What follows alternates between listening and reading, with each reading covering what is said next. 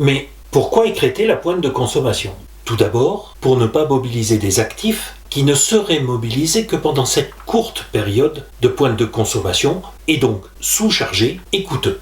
Deuxième raison, pour réduire les investissements nécessaires à absorber la croissance attendue de la demande. C'est la raison pour laquelle l'association PLMA, Peak Load Management Association, a commencé dès 1999 aux États-Unis à se préoccuper très largement des solutions permettant d'écrêter la pointe. 3 solutions différentes peuvent être envisagées pour écrêter cette pointe.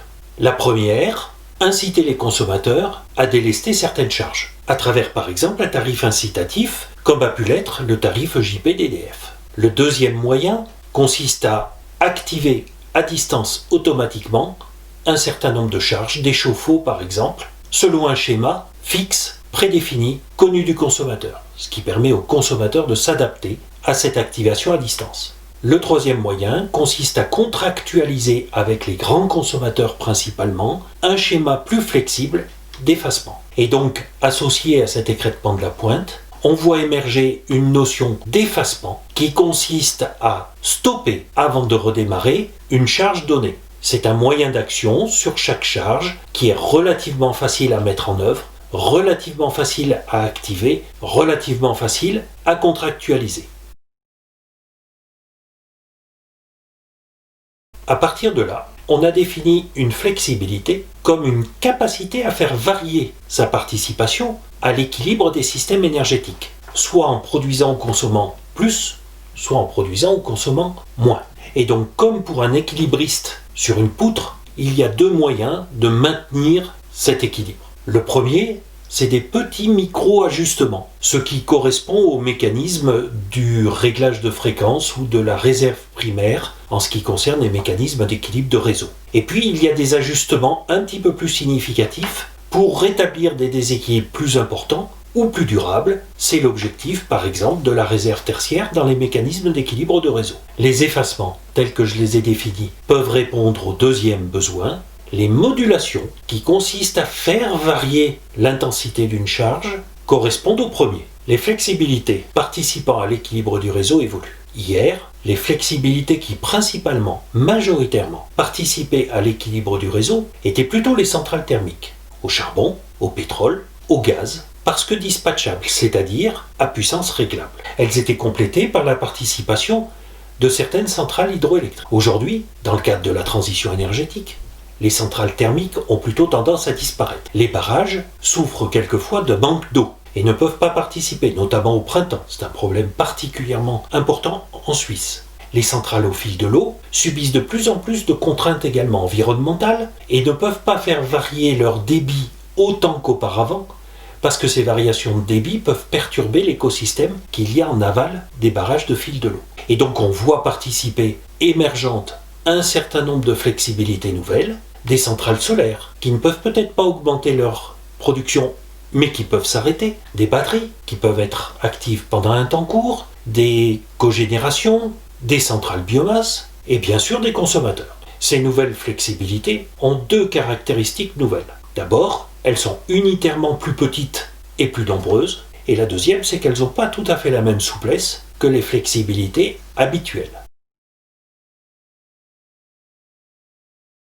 Ces intermédiaires sont des agrégateurs de flexibilité, autorisés dans certains pays seulement à jouer ce rôle d'intermédiaire et à avoir accès aux mécanismes, au marché de valorisation des flexibilités. Selon les pays, selon les environnements réglementaires, marchés, ces agrégateurs peuvent être spécialisés, soit sur le résidentiel, soit sur les bâtiments commerciaux, soit sur l'industrie. Chaque fois en rapport avec les technologies d'activation disponibles et rentables, c'est-à-dire par rapport aux mécanismes de rémunération disponibles. Ces agrégateurs peuvent être aussi spécialisés par type de marché, certains plus actifs sur des marchés de capacité, d'autres plus actifs pour fournir des effacements sur des mécanismes comme la réserve tertiaire, d'autres enfin capables de fournir des modulations sur la réserve primaire et sur le réglage de fréquence.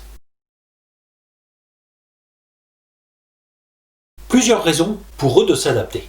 D'abord, les marchés accessibles aux fournisseurs de flexibilité sont relativement petits. Ils pèsent entre 1 et 3% du marché de l'énergie dans chaque pays. Quand je parle de ces marchés, je fais référence aux marchés de capacité, au marché de l'équilibre et au marché de l'énergie pour la partie éventuellement réservée aux flexibilités. Deuxième raison, la rémunération des effacements, qui deviennent une sorte de commodité des flexibilités, est en train de diminuer et baisse régulièrement. On voit donc les agrégateurs de flexibilité étendre leur territoire et agréger non plus seulement des flexibilités mais aussi des productions de renouvelables pour les vendre sur les marchés de l'énergie. Au regard de ça, les agrégateurs de renouvelables habitués à vendre des productions sur le marché de l'énergie étendent leur territoire à la commercialisation de flexibilité.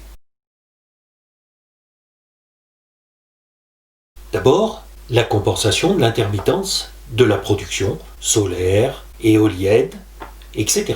Gérer les congestions de réseau et donc permettre de différer, voire annuler des investissements de renforcement de réseau.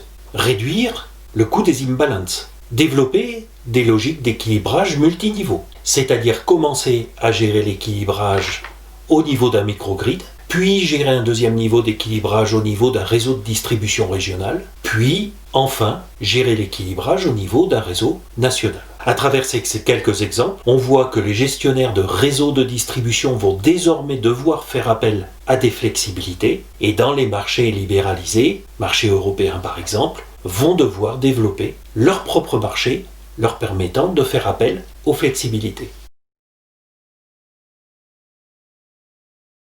Avec un foisonnement de flexibilité participant à chacun des mécanismes, rentrant désormais en concurrence sur chacun des mécanismes, avec un foisonnement de mécanismes d'engagement des flexibilités, chacun au service d'un objectif, avec un foisonnement de mécanismes de rémunération, avec un foisonnement de schémas d'agrégation, c'est-à-dire de façons de combiner les différentes flexibilités pour répondre à un besoin donné, et tout ça avec des acteurs en constante évolution. À travers ces quelques réflexions, il devient évident que les effacements d'hier, ceux que j'ai appelés les effacements de grand-papa, sont aux flexibilités ce que la clé à molette est aux technologies digitales.